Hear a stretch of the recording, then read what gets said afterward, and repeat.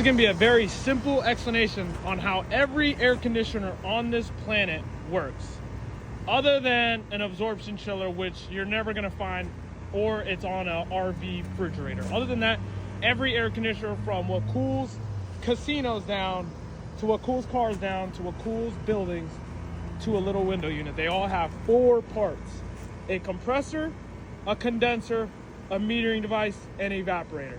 And they usually always say it in that order because there's a refrigeration cycle. So, starting with the compressor, every name is self-explanatory. Compressor. This whole system, like all what's inside all this copper, is refrigerant. It's its own like ecosystem. So it has a compressor that sucks refrigerant and compresses the refrigerant into like 200 psi on this particular system, around 240 psi. Sends it on this discharge line. Don't worry about that right there, but just imagine through this discharge line to this condenser coil. This condenser coil cools the refrigerant down, condensing the refrigerant into a liquid, and it cools it down with using the outside air, using a condenser fan motor on the top right here. So it sucks the outside air to cool it off. It's going in there about 150, 140 degrees on this particular unit. And this is an air cool system. So it uses the outside air, cools it down to maybe like 110 degrees or something, whatever the outside air. If it's 110, you can't cool it past 110 degrees. It's physically impossible. So after it goes through that condenser coil over there, it comes in on this liquid line straight to this metering device.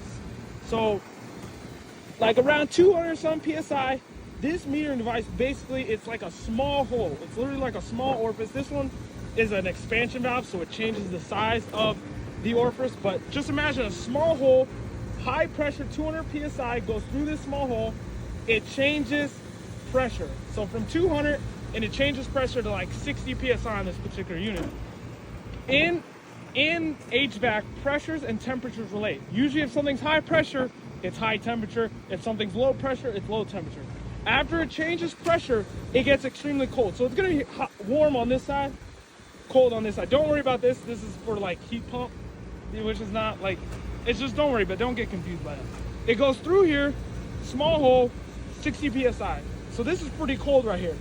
The liquid goes through this evaporator, and this, like every name, the evaporator, it evaporates all the refrigerant. Evaporating refrigerant has a cooling effect because it takes a lot of energy to boil something off or evaporate. That energy is taken out of the return air. So this air is coming up from the building. It goes through this coil down the supply air, which is on the other side.